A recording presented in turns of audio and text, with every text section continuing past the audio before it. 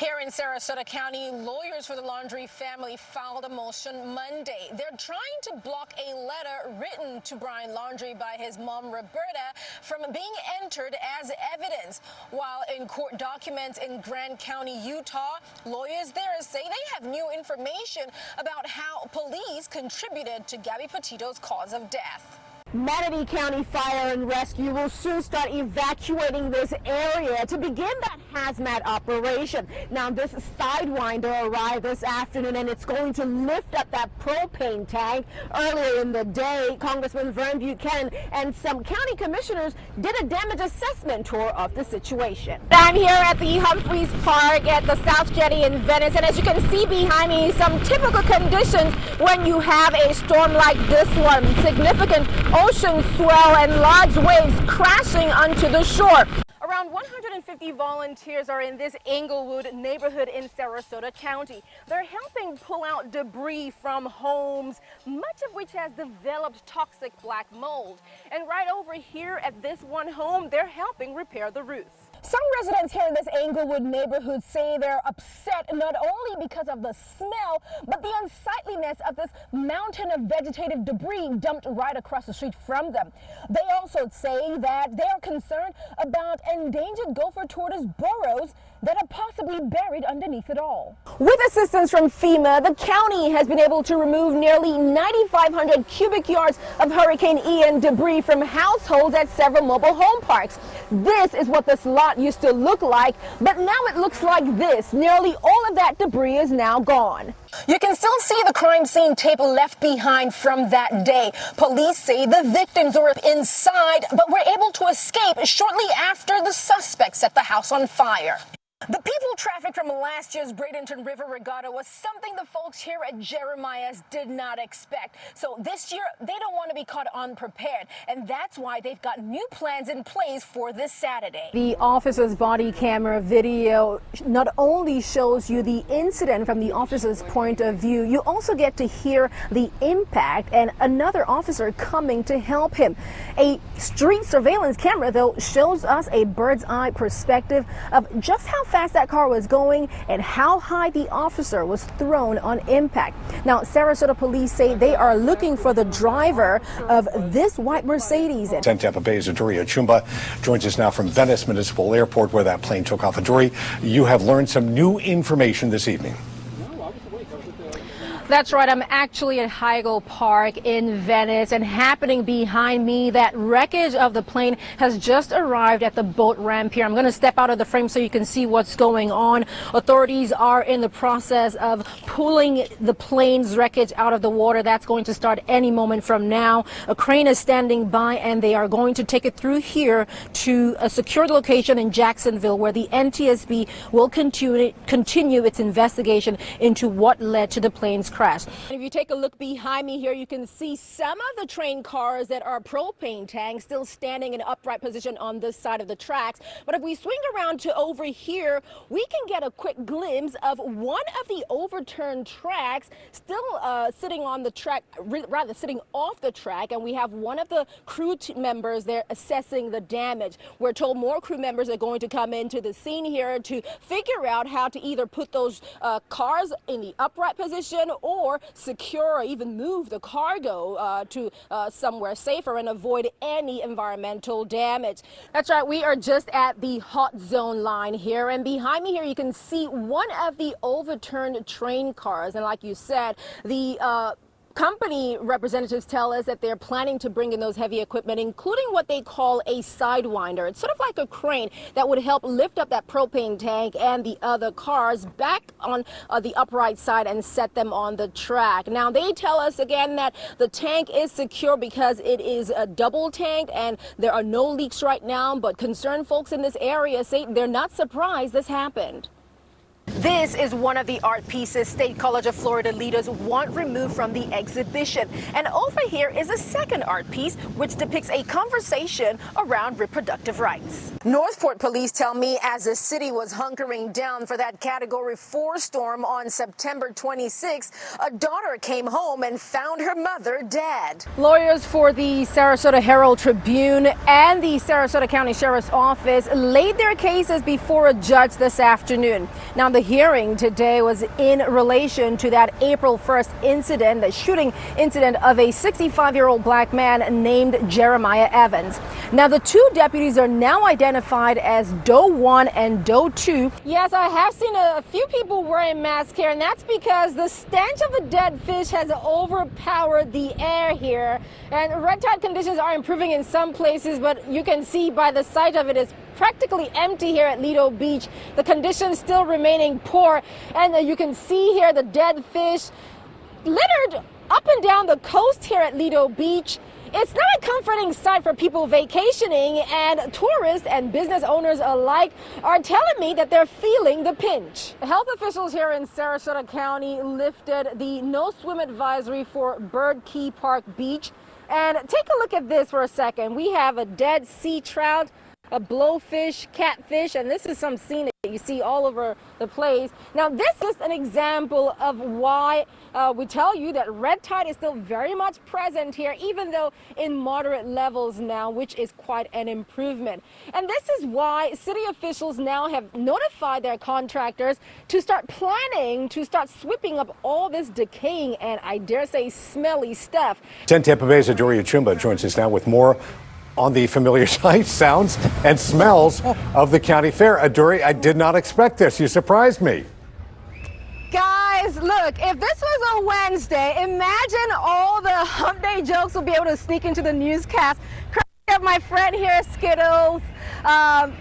Nevertheless, it is Friday, though. That's TGIF. So you and your friends and family can come on over here and get in on the weekend fun. And it is all happening here at the Sarasota Fairgrounds right by the Roberts Arena. You've already gone to the beach and you want to do something else, you can head on over here to the county fair. These are my friends here, my new friends here, Diamond, Sparkle, and Pasha, and Sapphire, and he kind of bites. I'm going to step away a little bit. But again, it is the last full weekend of the Sarasota County Fair. They have more than 50 rides here. This year there is no petting zoo because they had an incident last Sunday involving one of the staffers of the petting zoo mishandling the remains of a baby goat. But the organizers say not to worry. They still have lots of live animals that kids can interact with and get to learn a lot about farm life and the agriculture industry. And I've got one more treat here for my friend here. Let's try it. And then here, okay. All right. Oh, he got it.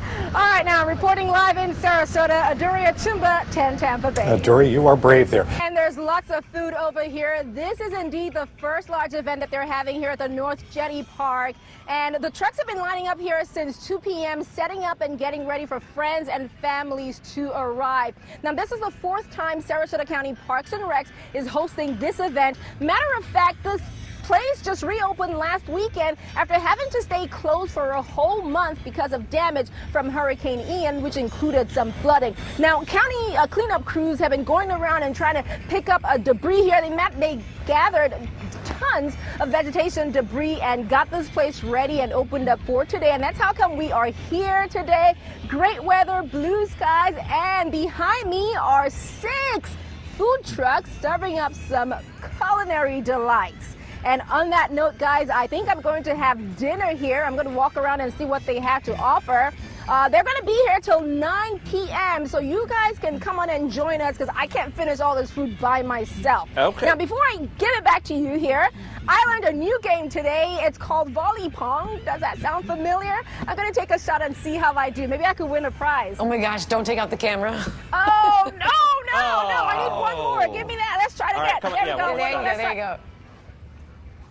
Oh, no, didn't work. I play this on a much smaller scale. Back to you guys. You won't be my beer pong partner. That's what I'm Thank you, Adaure. Well, the judge pushed back the trial date for the case from August 2023 to May 2024 after deliberating with all the lawyers involved. Now, lawyers for the Laundrie family and Steve Bertolino were in court, while the lawyer for Petito's family and all the clients appeared via video conference. Now, we spoke to Matt Luca, representing Chris and Roberta Laundrie, to get an insight into what's at issue ahead of the trial. The one significant issue that we've had in this case is we really have not been able to take a lot of discovery, meaning depositions of the witnesses, even uncovering who the witnesses might be beyond our own clients. At the case management hearing in Venice, all the lawyers agreed not changing the trial date would be ambitious, as they still needed more time for fact-finding to build up their case. Pat Riley, representing Joseph Petito and Nicole Schmidt, Gabby Petito's parents,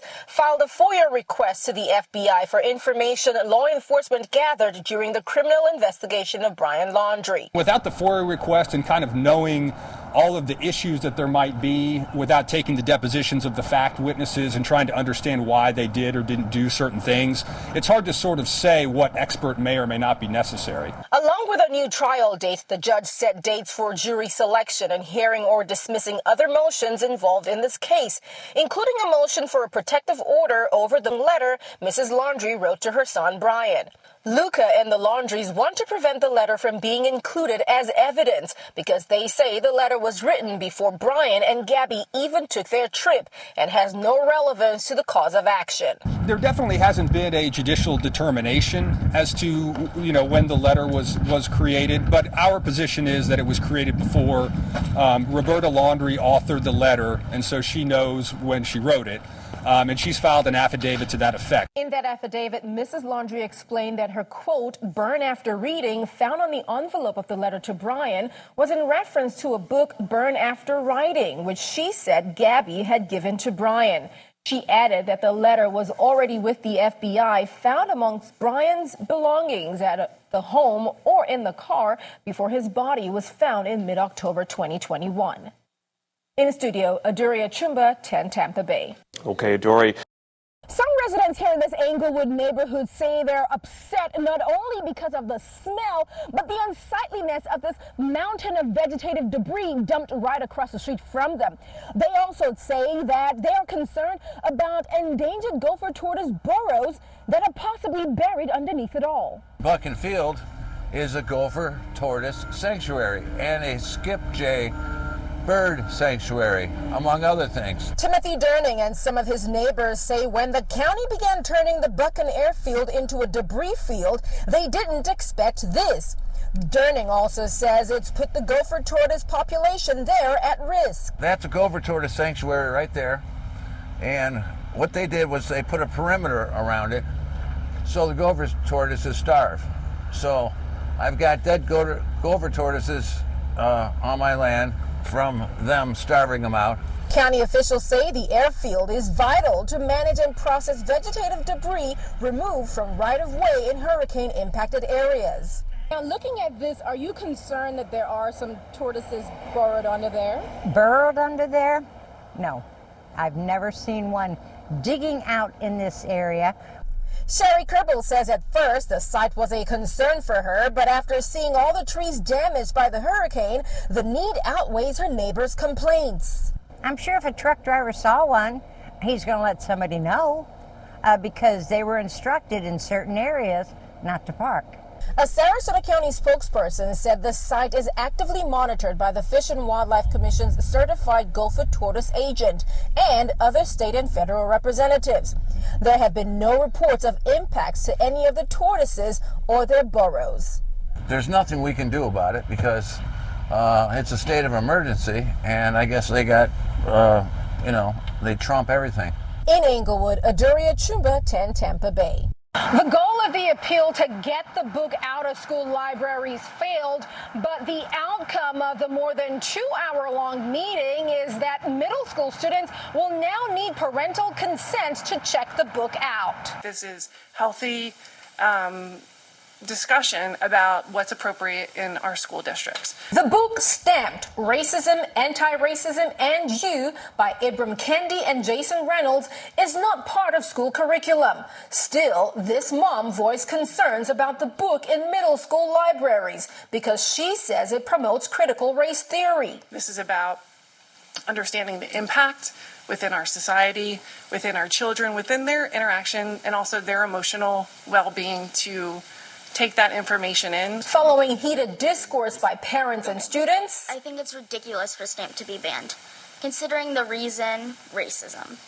You want to ban a book saying racism isn't right, and your reason is that this book is racist? To flourish in our world, students require broad educational opportunities that shouldn't be stifled. As well as community activists and board members. One parent's decision should not supersede another parent's decision. I've always said that. And that yet we have the ultimate responsibility of towing that line and putting guardrails in place. And a review process that cost the school district more than $20,000. Students in middle school will now need their parents' consent to check out the book. That it's impactful not just at Venice Middle School, it'd be impactful at Pineview, it's impactful all the way across the board no matter where you're at. And the exclusion to this new policy for the book is that high school students will not need parental consent or parental notification to check the book out of the library.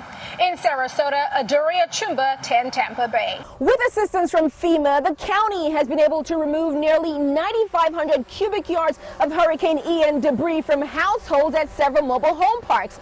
This is what this lot used to look like, but now it looks like this. Nearly all of that debris is now gone. This here was probably 15 feet tall and right to the fence here when we first arrived. Like half of the residents at La Casa Mobile Home Park, John and Kelly Brain of Canada, are snowbirds. Most of the property here ruined by Hurricane Ian ended up piled up on a 40-acre lot right across from the Brains' new home. We had heard that it was going to take years before it was gone, and it was devastating to us because we're trying to make a plan to stay here. Because some mobile home parks and homeowners associations are designated as commercial, that put FEMA and Sarasota County at odds. Residents would have had to pay thousands of dollars for cleanup. Waste management would not pick up this stuff, which we pay property taxes for them to do that, but debris like this is too much for them. The county sent a letter to FEMA asking for a special exception, and appeals from elected leaders followed.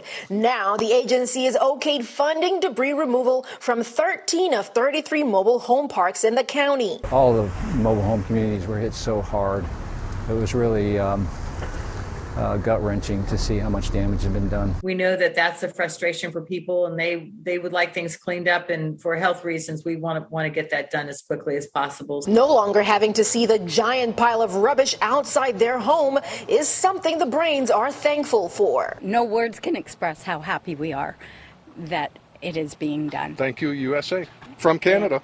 And thank you for the people that said yes, they were going to clean it up. Thank you. In Northport, Adaure Achumba, 10 Tampa Bay.